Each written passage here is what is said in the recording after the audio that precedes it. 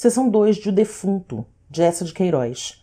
A velha aia, de olhos mais abertos e duros que os de uma coruja, não tardara em contar ao senhor de Lara que um moço audaz, de gentil parecer, novo morador nas velhas casas do Arcediago, constantemente se atravessava no adro, se postava diante da igreja para atirar o coração pelos olhos à senhora dona Leonor.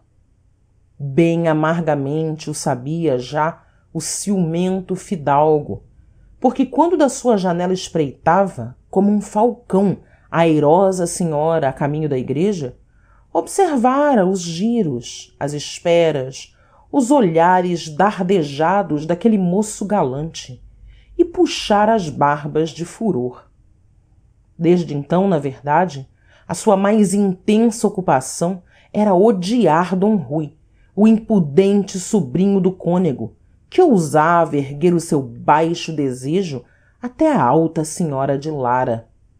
Constantemente agora o trazia vigiado por um serviçal, e conhecia todos os seus passos e pousos, e os amigos com quem caçava ou folgava, e até quem lhe talhava os gibões, e até quem lhe polia a espada, e cada hora do seu viver. E mais ansiosamente ainda vigiava a dona Leonor, cada um dos seus movimentos, os mais fugitivos modos, os silêncios e o conversar com as aias, as distrações sobre o bordado, o jeito de cismar sob as árvores do jardim, e o ar e a cor com que recolhia da igreja. Mas tão inalteradamente serena no seu sossego de coração se mostrava a senhora dona Leonor, que nem o ciúme mais imaginador de culpas poderia achar manchas naquela pura neve. Redobradamente áspero, então, se voltava o rancor de D Alonso contra o sobrinho do cônego, por ter apetecido aquela pureza e aqueles cabelos cor de sol claro e aquele colo de graça rial que eram só seus para esplêndido gosto da sua vida. E quando passeava na sombria galeria do solar, sonora e toda de abóbada, embrulhado na sua samarra orlada de peles, com o bico da barba grisalha espetado para diante, a grenha crespa erriçada para trás e os punhos cerrados, era sempre remoendo o mesmo fel. Tentou contra a virtude dela, tentou contra a minha honra, é culpado por 2 culpas e merece 2 mortes. Mas ao seu furor quase se misturou um terror, quando soube que D Rui já não esperava no adro a senhora dona Leonor, nem rondava amorosamente os muros do palacete, nem penetrava na igreja quando ela lá rezava aos domingos, e que tão inteiramente se alheava dela que uma manhã, estando rente da arcada e sentindo bem ranger e abrir a porta por onde a senhora ia aparecer, permanecera de costas voltadas, sem se mover, rindo com um cavaleiro gordo que lhe lia um pergaminho. Tão bem afetada a indiferença, só servia de certo, pensou D Alonso, a esconder alguma bem danada tenção. Que tramava ele, o destro enganador? Tudo no desabrido fidalgo se exacerbou. Ciúme, rancor, vigilância, pesar da sua idade grisalha e feia. No sossego de dona Leonor, suspeitou manha e fingimento, e imediatamente lhe vedou as visitas à senhora do Pilar. Nas manhãs costumadas, corria ele à igreja para rezar o rosário, a levar as desculpas de dona Leonor, que no puede venir, murmurava curvado diante do altar, por lo que sabeis, Virgem Puríssima. Cuidadosamente visitou e reforçou todos os negros ferrolhos das portas do seu solar. De noite, soltava 2 mastins nas sombras do jardim murado. À cabeceira do vasto leito, junto da mesa onde ficava a lâmpada, um relicário e o copo de vinho quente com canela e cravo para lhe retemperar as forças, luzia sempre uma grande espada nua. Mas, com tantas seguranças, mal dormia, e a cada instante se solevava em sobressalto de entre as fundas almofadas, agarrando a senhora Dona Leonor com mão bruta e sôfrega, que lhe pisava o colo para rugir muito baixo numa ânsia: dize que me queres só a mim. Depois, com a alvorada, lá se empoleirava, a espreitar como um falcão as janelas de D Rui. Nunca o avistava agora, nem à porta da igreja às horas da missa, nem recolhendo do campo a cavalo ao toque de ave-marias. E por o sentir assim, sumido dos sítios e giros costumados, é que mais o suspeitava dentro do coração de Dona Leonor. Enfim, uma noite, depois de muito trilhar o lajedo da galeria, remoendo surdamente desconfianças e ódios, gritou pelo intendente e ordenou que se preparassem trouxas e cavalgaduras. Cedo, de madrugada, partiria, com a senhora Dona Leonor, para sua herdade de Cabril, a 2 léguas de Segóvia. A partida não foi de madrugada, como uma fuga de avarento que vai esconder longe o seu tesouro, mas realizada com aparato e demora, ficando a liteira diante da arcada a esperar longas horas, de cortinas abertas, enquanto um cavalariço passeava pelo adro a mula branca do fidalgo, enxairelada mourisca, e do lado do jardim a récua de machos, carregados de baús, presos às argolas, sob o sol e a mosca, aturdiam a viela com o tilintar dos guizos. Assim, D Rui soube a jornada do senhor de Lara, e assim a soube toda a cidade. Fora um grande contentamento para Dona Leonor, que gostava de Cabril, dos seus viçosos pomares, dos jardins para onde abriam, rasgadamente e sem grades, as janelas dos seus aposentos claros. Aí, ao menos, tinha largo ar, pleno sol e alegretes a regar, um viveiro de pássaros, e tão compridas ruas de loureiro ou teixo que eram quase a liberdade. E depois esperava que no campo se aligeirassem aqueles cuidados que traziam, nos derradeiros tempos, tão enrugado e taciturno seu marido e senhor. Mas não logrou esta esperança, porque ao cabo de uma semana ainda se não desanuviara a face de D Alonso, nem de certo havia frescura de arvoredo, sussurros de águas correntes ou aromas esparsos nos rosais em flor que calmassem a agitação tão amarga e funda. Como em Segóvia, na galeria sonora de grande abóbada, sem descanso, passeava, enterrado na sua samarra, com o bico da barba espetado para diante, a grenha basta erriçada para trás, um jeito de arreganhar silenciosamente o beiço, como se meditasse maldades a que gozava de antemão o sabor acre. E todo o interesse da sua vida se concentrara num serviçal que constantemente galopava entre Segóvia e Cabril, e que ele por vezes esperava no começo da aldeia, junto ao cruzeiro, ficando a escutar o homem que desmontava, ofegante, e logo lhe dava novas apressadas. Uma noite em que Dona Leonor, no seu quarto, rezava o terço com as aias, à luz de uma tocha de cera, o senhor de Lara entrou, muito vagarosamente, trazendo na mão uma folha de pergaminho e uma pena mergulhada no seu tinteiro de osso. Com um rude aceno, despediu as aias, que o temiam como um lobo. E, empurrando um escabelo para junto da mesa, volvendo para Dona Leonor a face, a que impusera tranqüilidade e agrado, como se apenas viesse por cousas naturais e fáceis: senhora, disse, quero que me escrevais aqui uma carta que muito convém escrever. Tão costumada era nela a submissão, que sem outro reparo ou curiosidade, indo apenas pendurar na barra do leito o rosário em que rezara, se acomodou sobre o escabelo, e os seus dedos finos, com muita aplicação para que a letra fosse esmerada e clara, traçaram a primeira linha curta que o senhor de Lara ditara, e era: meu cavaleiro. Mas quando ele ditou a outra, mais longa e de um modo amargo, Dona Leonor arrojou a pena como se a pena escaldasse, e recuando da mesa gritou numa aflição: Senhor, para que convém que eu escreva tais coisas e tão falsas? Num brusco furor, o senhor de Lara arrancou do cinto um punhal, que lhe agitou junto à face, rugindo surdamente. Ou escreveis o que vos mando e que a mim me convém, ou por Deus que vos varo o coração.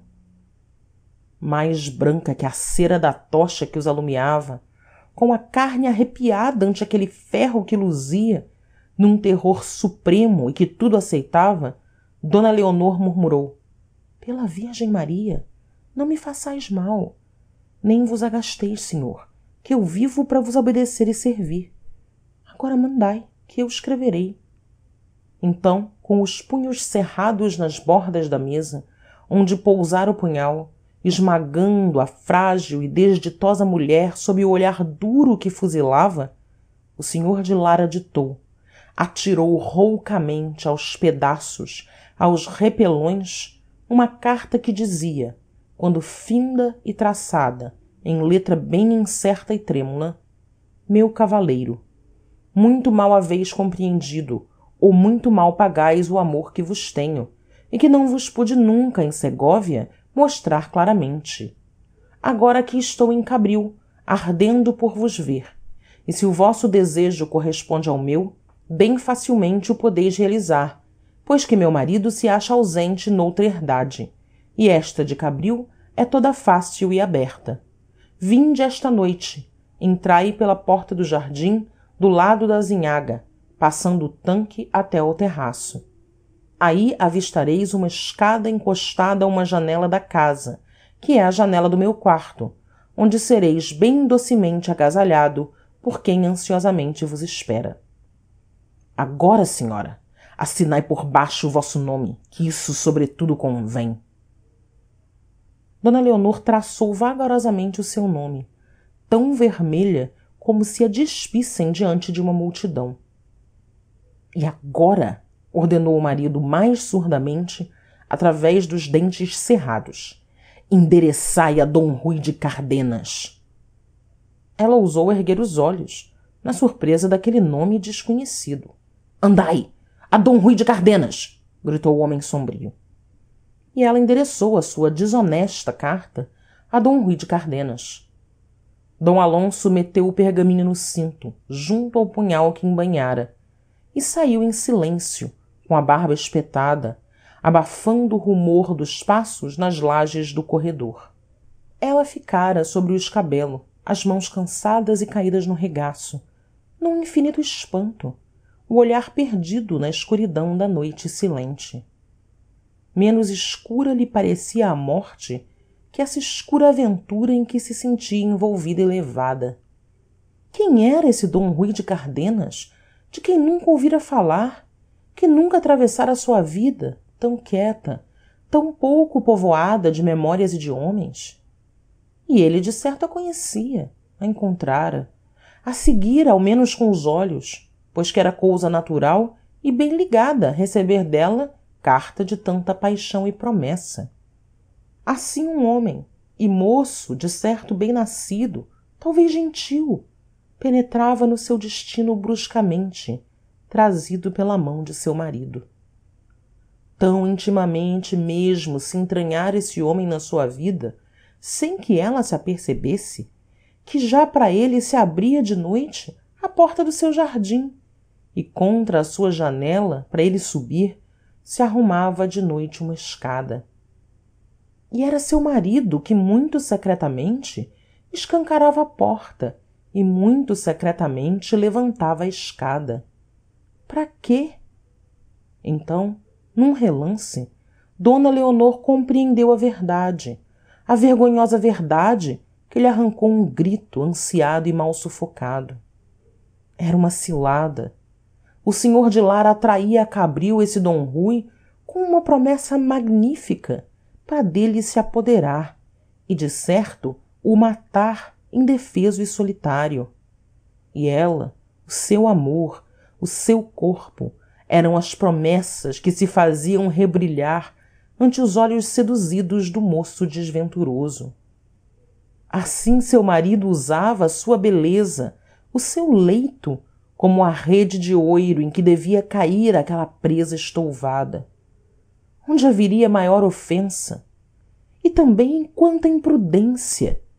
Bem poderia esse D. Rui de Cardenas desconfiar, não aceder a convite tão abertamente amoroso, e depois mostrar por toda a Segóvia, rindo e triunfando, aquela carta em que lhe fazia oferta do seu leito e do seu corpo a mulher de Alonso de Lara.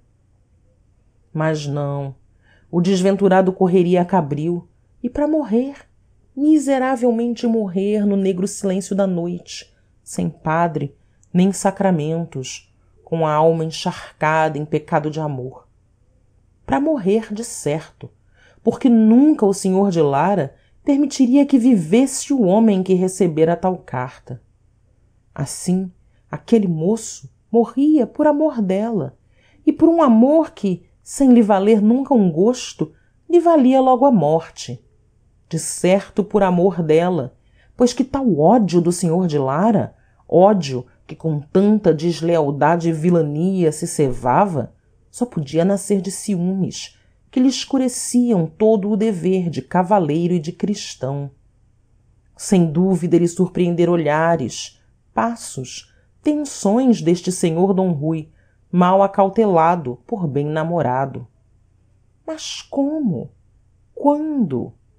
Confusamente se lembrava ela de um moço que um domingo a cruzara no adro, a esperar ao portal da igreja, com um molho de cravos na mão.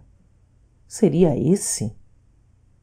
Era de nobre parecer, muito pálido, com grandes olhos negros e quentes. Ela passara indiferente. Os cravos que segurava na mão eram vermelhos e amarelos. A quem os levava? Ah, se o pudesse avisar bem cedo, de madrugada! Como, se não havia em Cabril serviçal ou aia de quem se fiasse? Mas deixar que uma bruta espada varasse traiçoeiramente aquele coração que vinha cheio dela, palpitando por ela, todo na esperança dela. Oh, a desabrida e ardente correria de D. Rui desde Segóvia a Cabril, com a promessa do encantador jardim aberto, da escada posta contra a janela, sob a nudez e proteção da noite. Mandaria realmente o senhor de Lara encostar uma escada à janela?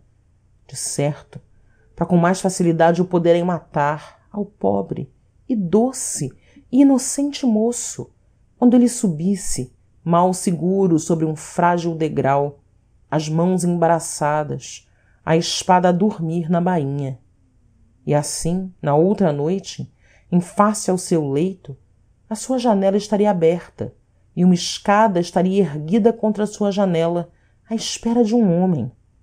Emboscado na sombra do quarto, seu marido seguramente mataria esse homem.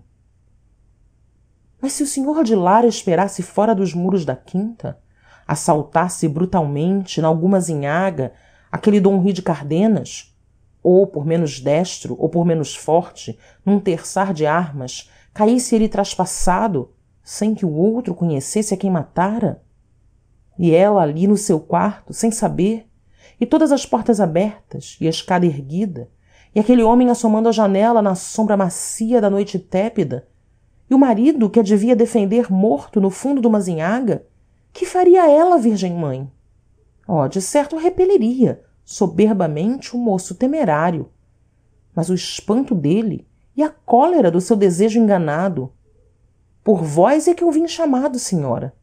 E ali trazia, sobre o coração, a carta dela, com seu nome, que a sua mão traçara. Como lhe poderia contar a emboscada e o dolo? Era tão longo de contar, naquele silêncio e solidão da noite, enquanto os olhos dele, úmidos e negros, a estivessem suplicando e traspassando. Desgraçada dela se o senhor de Lara morresse, a deixasse solitária, sem defesa, naquela vasta casa aberta. Mas quanto desgraçada também se aquele moço, chamado por ela e que a amava, e que por esse amor vinha correndo deslumbrante, encontrasse a morte no sítio da sua esperança, que era o sítio do seu pecado, e, morto em pleno pecado, rolasse para a eterna desesperança. 25 anos ele, se era o mesmo de quem se lembrava, pálido e tão airoso, com um gibão de veludo roxo e um ramo de cravos na mão, à porta da igreja em Segóvia. 2 lágrimas saltaram dos cansados olhos de d leonor, e, dobrando os joelhos, levantando a alma toda para o céu, onde a lua se começava a levantar, murmurou, numa infinita mágoa e fé: ó Santa Virgem do Pilar, senhora minha, vela por nós ambos, vela por todos nós. Fim da seção 2.